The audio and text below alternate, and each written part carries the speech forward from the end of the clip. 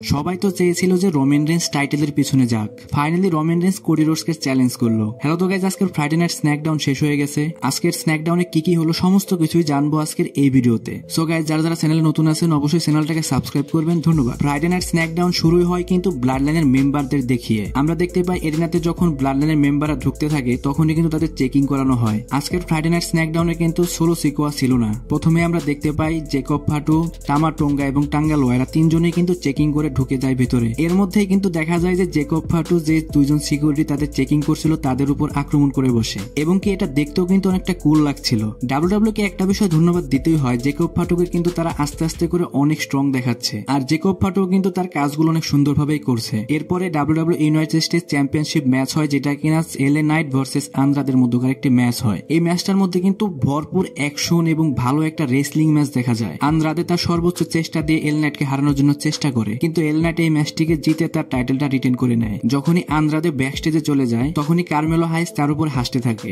এবং এক কথায় দুই কথায় তাদের মধ্যে হাতাহাতিও হয়ে যায়। সো গাইস, আগামী সপ্তাহে যে ফ্রাইডে নাইট স্ন্যাকডাউনটি থাকবে আমার মনে হয় সেইখানে তাদের মধ্যে 1-on-1 একটা ম্যাচ হতেও পারে। এরপরে কিন্তু যারা ডাব্লিউডাব্লিউ তে ব্যাকস্টেজে ইন্টারভিউ নেয় তাদের মধ্যে একজন কেভিন ওয়েন্স এর কাছে চলে যায় এবং কি রোমান রেন্স এবং কোডি রোডস সম্পর্কে জানতে চায়, কিন্তু এখানে কেভিন ওয়েন্স কিছুই বলে না। তারপরে আরেকটি ম্যাচ শুরু হয় যেটা কিনা ভিনসি ভার্সেস অ্যাপোলো ক্রুজ। আপনাদের হয়তো মনে আছে গত সপ্তাহে যে ফ্রাইডে নাইট স্ন্যাকডাউনটি হয়েছিল সেখানে অ্যাপোলো ক্রুজ কিন্তু এই ভিনসিকে মাত্র 1-2 সেকেন্ডের মধ্যে হারিয়ে দিয়েছিল। এই জন্যই কিন্তু ভিনসি আজকে অনেক রেগেছিল, এবং কি সে কিন্তু খুব তাড়াতাড়ি কিন্তু অ্যাপোলো ক্রুজকে হারিয়ে দিয়ে তার যে প্রতিশোধটা আছে সেটা সম্পূর্ণ করে নেয়। সো গাইস, এখানে কিন্তু প্রথমবারের মতো ভিনসি উইন করেছে। নেক্সটে কেভিন ওয়েন্স এর একটা সেগমেন্ট থাকে। তারপর কেভিন ওয়েন্স রিং এ আসে এবং সে বলতে থাকে, সবাই আমার কাছে রোমান রেন্স এবং কোডি রোডস যে ট্যাগ টিম পার্টনার হয়েছে এই বিষয়ে জানতে চেয়েছে। আমি এতদিন ধরে কোডি রোডসকে সেভ করে আসছি, আর এখন হয়ে গেল রোমান রেন্স কোডি রোডস এর ট্যাগ টিম পার্টনার। যখনই এসব কথা সে বলছিল তখনই কিন্তু এন্ট্রি হয় ব্লাড লাইনের মেম্বারদের, এবং কি এসেই উদ্ভট আচরণ করছিল টামা টোঙ্গা, যেটা দেখে কিন্তু সবাই অনেক হেসেই দিয়েছিল। আমার মতো কিন্তু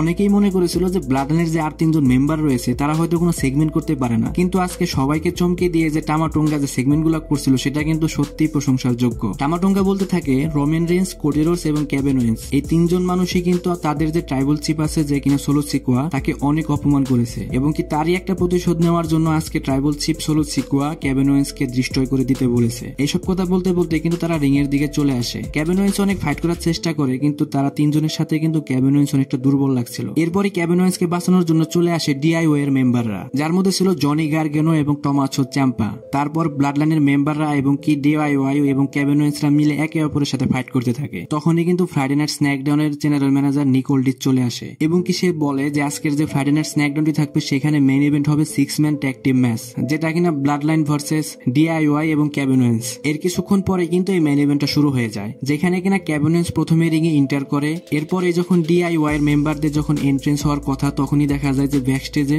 ব্লাড লাইনের মেম্বাররা মিলে ডিআইওয়াই এর যে মেম্বার 2জন ছিল তাদেরকে মারতে থাকে। এরপর জেকব ফাটু, টামা টোঙ্গা এবং টাঙ্গালোয়া এই 3জনই রিং এর দিকে আসতে থাকে, এবং কি কেভিন ওয়েন্স একা হয়ে যায়। তখনই কেভিন ওয়েন্স এর টিমে যোগ দেয় স্ট্রিট প্রফিট, যারা নিজেরাও কিন্তু একটা ট্যাগ টিম। ম্যাচটি অনেক ভালোই ছিল, কিন্তু তারপরেও কিন্তু এই ম্যাচটাতে ব্লাড লাইন উইন করে।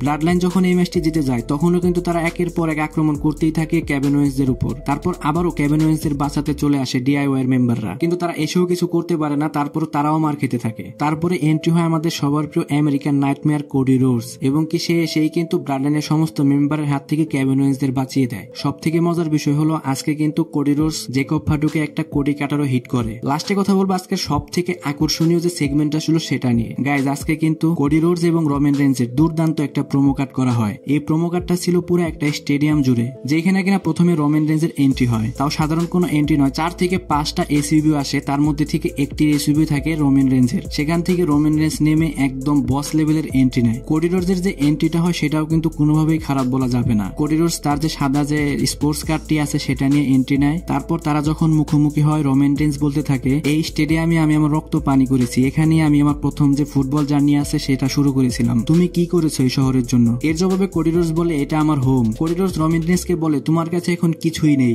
এর জবাবে রোমান রেন্স বলে, হ্যাঁ আমি জানি আমার কাছে কিছুই নেই, আমার জিমিউস আমার কাছ থেকে চলে গেছে, আমার যে ওয়াইসম্যান সেও নেই, এবং কি আমার উলাফালা মালাটাও নেই। তারপর রোমান রেন্স কোডি রোডসকে বলে, তুমি আমার কাছে কি চাও? সোলো সিকোয়া বলে, আমি তোমার একটা ওয়ার্ড চাই। তারপর রোমান রেন্স বলে, আমি তোমার সাথে ট্যাগ টিম পার্টনার হব, কিন্তু এরপরে আমি তোমার যে টাইটেল আছে সেটার পেছনে যাব। সো গাইজ, একটা জিনিস শিওর হয়ে গেছে, যদি সবকিছু ঠিকঠাক থাকে ডাব্লিউডাব্লিউ যে নেক্সট পিপিপি থাকবে যেটা কিনা ব্যাড ব্লাড বাট এখানে যদি সবকিছু ঠিকঠাক থাকে তারপরে যে ডাব্লিউডাব্লিউ নেক্সট পিপিপি থাকবে সেখানে আমরা হয়তো কোডি রোডস ভার্সেস রোমান রেইনসের ডাব্লিউডাব্লিউ আনডিসপিউটেড চ্যাম্পিয়নশিপ ম্যাচ দেখতেও পারি। লাস্টে একটা কথা না বললেই নয়, যে প্রোমো কার্ডটা আজকে আমরা রোমান রেইনস এবং কোডি রোডসের মধ্যকার দেখতে পেয়েছি সেটা ডাব্লিউডাব্লিউ ইতিহাসে যদি টপ 10 প্রোমো কার্ড থাকে তার মধ্যে একটি হবে। সো গাইজ আজকের ভিডিও এই পর্যন্ত। রেসলিং সম্পর্কে সমস্ত নিউজ এবং আপডেট জানার জন্য আমার চ্যানেলের পাশেই থাকবেন। ধন্যবাদ।